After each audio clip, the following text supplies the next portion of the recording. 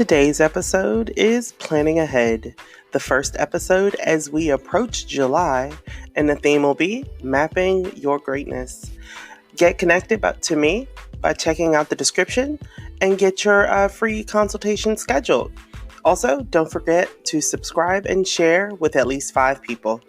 This cloud is big enough for all of us, so with that, welcome to Cloud Thrive.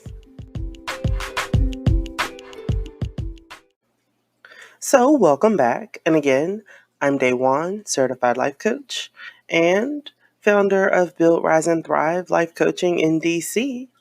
And thank you for joining me here on Cloud Thrive. This is a partnership, and coaching is an investment in ourselves. So, keep in mind, this platform is for you guys so that we have the opportunity to process, transition, and evolve from where we are so that we find the clarity that we need to get to where we're going. Of course, as we start to work through some of these areas, we have to be real, we have to stay on target, we have to push through with a clear mind, but most of all, never give up until we reach the top. So now that we're here, we're going to jump right into the first part of this. And for those of you who are familiar with working with me one-on-one, or if this is your first time, it's a great opportunity to kind of jump along on this journey with me. So I'm pretty sure you guys saw the title of the episode. It's No More Waiting, Let's Plan, PLAN. So what I decided to do was, this is going to be an acronym, and it actually fits perfectly. So I actually have 4 parts to this, and we are going to work through them. So let's just jump right in. We're going to start with the letter P, and we spent a lot of time in the month of June really focusing on identifying our superpower, really realigning ourselves, and really being okay with being our unapologetic self. What we're going to do in July is we're really going to move. We have no choice but to move into this new space that seems a bit unfamiliar. It seems as though it's untread terrain. And this really gives us the opportunity not only to be creative, but it gives us the opportunity to really build our own in this space. It really levels the playing field, not just for you, but for those around you. You can now dig into yourself as we go into the letter P and we start talking about your purpose. And a lot of times when I'm working with clients and we start talking about what their purpose is, they start to get uncomfortable. And it usually comes up at a point when they feel like they're at the end of their rope, where they have been doing what they're doing for quite some time and they're okay with that routine. But they get to a point where they feel like something is missing, and that's okay. But then that's where our coaching really starts to pull back into another layer. When we start talking about our purpose, where do you go? Where do you go to explore? And this is a question for you guys. Where do you go to explore new parts of yourself? Where do you go to learn something new about yourself? It could be with friends, it could be with family, it could be by yourself. It could be you taking yourself out on a date to really just realign with who you are internally. But when we talk about purpose, the conversation kind of goes in a number of places depending on where your joy first sparked. And this could be from your childhood, from how you played. How did you play when you had the opportunity to dress up and be any imaginary character? Who did you choose to be? Or when you were in school, when the teacher said, what would you like to be when you grow up? What did you say? What were the occupations you were interested in?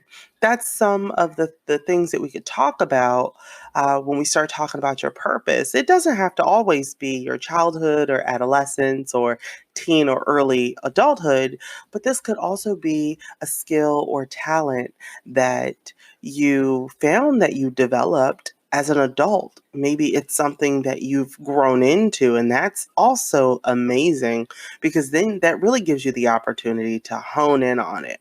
What skill did you learn? Where did it spark? And what do we want to do with it? And that happens at no matter where we kind of define that spark. It could be child, adolescent, teen, adult, young adult. It could be any of those. But what were you feeling in that moment? Revisit. Take a minute, close your eyes, meditate in it for a moment, or just count to 10 and just bring that memory back. Visualize that memory. Remember what you were wearing if you can, what you were doing at that time, who you were with. What was the environment around you like when that first spark of joy or that first spark of discovery happened? And when you can do that, that in itself is a great place to start. And again, if you guys have questions, of course, I want you guys to send me messages into the podcast, shoot it over on the Instagram page or put it on Facebook, email it to me, however you choose to, but be a part of this conversation. It's a great conversation to have. Number 2, we talk about L. We're jumping right into limiting beliefs. Because one thing we fail to do when we start planning and we start looking at where we want to go from where we are is sometimes we say those 2 words that are so damaging. It's I can't. Think about that for a second. Every time you say I can't, you are now placing another limit on where you could go. And there are so many possibilities. See, now if we have these conversations and we start, pulling back some of those pieces of, well, if we didn't have these limitations, what would you do? If there were no guiding parameters in place, where would you go? And even if you wouldn't physically do it, it at least unlocks parts of the mind that allow us to really dig deep into brainstorming. What happens there? How do we get to that special place? Because if we've now determined our destination, the goal now is to clear the pathway to get there. And so the first part of it was to figure out what the purpose was. Where is our purpose? Where does it lie? How do we unlock that? Where do we go? The second part to that is the limiting beliefs. What beliefs do you have or do we have that really speak to, just not being able to move forward? Because of this, I no longer do this. Or because of that, I no longer engage in this. And keep in mind, these could be positives, these could be negatives. Just think about it. I don't want you to act on them, but I really want us to think about it because somewhere in there, we could really talk about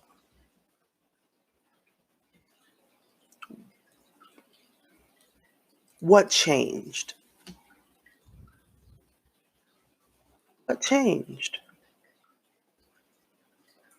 And how do we begin to kind of go back and look at some of the beliefs that we had in place? What were the pillars there? How did this belief become so strong? Now, if it's a religious belief and I will never touch the religious beliefs, I'll leave that for you guys. I respect your religion. But what I'd like to share is, but what's stopping you? What's stopping you? And I brought up the religious piece just because I know I have gotten a little bit of feedback about if I have religious beliefs that keep me from moving forward, what should I do? I will never sway you away, but what I will help you do is to ask those questions yourself so that you could seek the proper guidance that you need to move forward if it's outside of me. But for the most part, if we begin to pull back some of those limiting beliefs, we're in a great space. So I'm really excited to go into this next piece, which is going to be the letter A. But first, let's stop here for a second.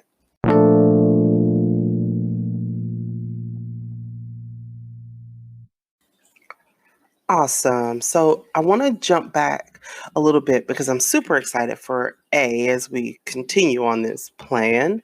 But I really was excited to look back at the letter L because we were talking about limiting beliefs here. And, it had me thinking about some adaptive thinking strategies.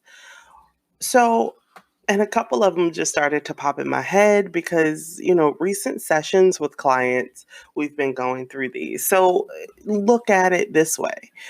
When you have these limiting beliefs and you feel like, yeah, that's a bit of a problem, I'd like to find ways of not thinking that way anymore, or finding a way to replace that thought or justifying it logically.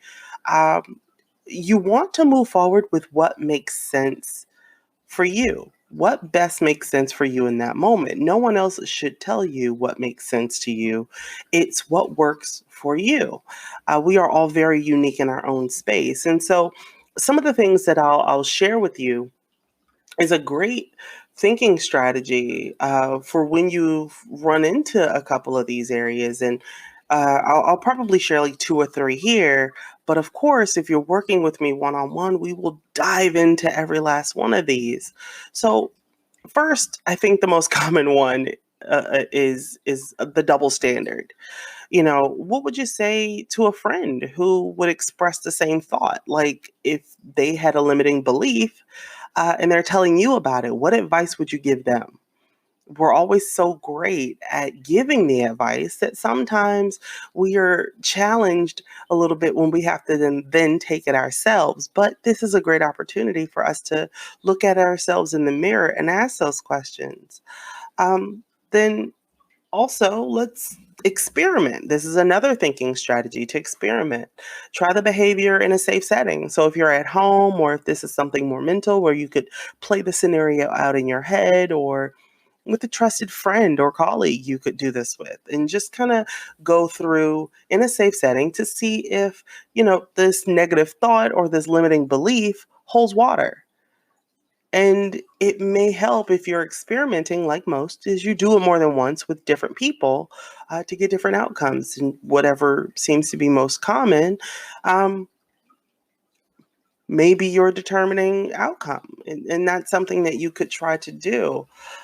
So another one is the straightforward approach. Sometimes we we want to take that limiting belief, and if you understand where you are and it needs to be replaced or changed, then do it.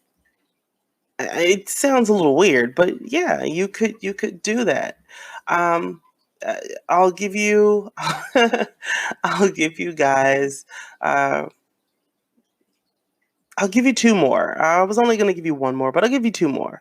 So I'll do check your values, because that's a really cool one that I think should be talked about, where ask yourself why it would be upsetting if this limiting belief were true, or if it weren't true, the opposite. If you had a limiting belief and you hold true to it, ask yourself, if it were the opposite, how would you feel? That's one. And then the other that I'll share here is your acceptance of it.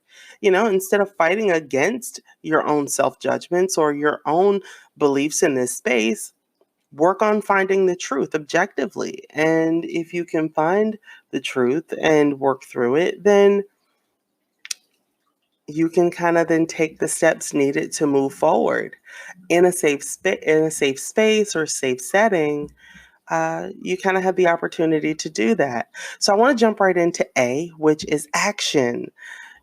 Jump right in and take that actionable step. What are some actionable steps in order that seems really helpful in this space? And again, the word is plan, and the month's theme is mapping your greatness. We're taking a trip. We are moving from point A to point Z, not B, but Z. So, with it, we are on A, and so we need to take action. What actionable steps can we take right now? It's really short, but that's it. And that's so profound in that moment because you're inspired to say, I can't do anything until next week, or I can't do anything until 2 weeks from now, or a month from now, or I have to plan. No, no, no. We're planning and we're doing it now. So, what can you do right now? Do it. And if it's late, when you're listening to this, then do it tomorrow, or do it when places are open, but do it. There's nothing stopping you. Nothing stopping you. And then the N stood for now, as in right now. And I don't mean the actionable step, I mean you right now in this moment. Determine your destination. Determine your destination. Today we planned, PLAN. We defined our purpose. We looked through limiting beliefs. We determined our action, and we're doing it now. And I say we're doing it now because that's super important. Determine your destination now. Don't let it stop you. Don't limit yourself. Where do you see yourself? Not what does other people see for you. What do other people see for you? I am so sorry. But what do you see for you? And that's where we go. That's this month. That's what we're doing.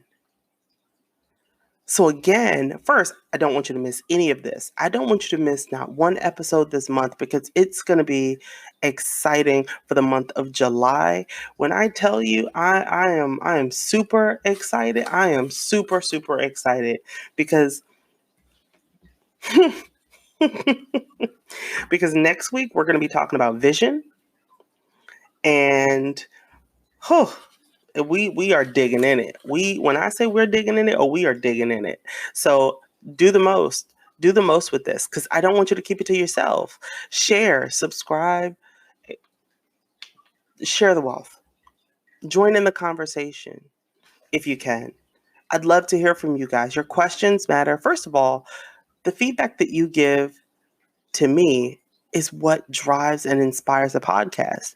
So the more you guys do that, the more the shows will keep going, the more the episodes will be great, and they will get greater. And I'm learning from you guys. So keep up the great work. And I want to, again, share with you guys. This has been DaiJuan on Cloud Thrive with you awesome folk. Don't forget to subscribe and share with at least 5. And remember, build strong, rise with intention, and thrive. Thrive beyond anything you could imagine. And thrive to be the change that you would like to see. I'll see you later.